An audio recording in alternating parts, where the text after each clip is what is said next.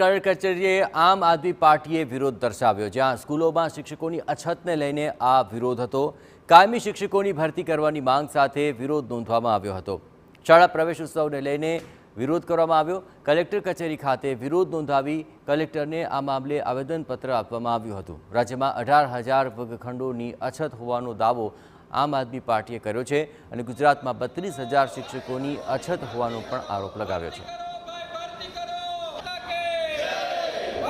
સાથે સાથે ગુજરાત સરકારની અંદર અને જે આ શાળાની જે વાત કરીએ, શિક્ષણની વાત કરીએ તો કઈ રીતના ખાડે જઈ રહ્યું છે એની આંકડાકીય માહિતી સાથે આજે કલેક્ટરને આવેદનપત્ર આપીએ છીએ કે ગુજરાતની 1606 જે શાળાઓ છે એ ખાલી એક જ શિક્ષકથી ચાલે છે। આ ખરેખર ખૂબ જ ગંભીર બાબત છે કે આજે આપણા ગુજરાતનું શિક્ષણ ખાડે જઈ રહ્યું છે।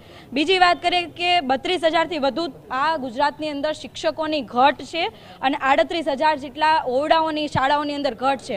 આ તમામ ડેટા સાથે અમે કલેક્ટરને આવેદનપત્ર આપીએ છીએ કે તમે જે રીતના પ્રવેશ ઉત્સવ પાછળ કરોડો રૂપિયાનો ખર્ચો કરો છો, તૈફાઓ કરો છો, આની સાથે સાથે તમે બાળકોને કઈ રીતના સારું શિક્ષણ મળી શકે, શિક્ષણમાં કઈ રીતના ઊંચું સ્તર લાવી શકાય એના માટેનું આયોજન કરવામાં આવે।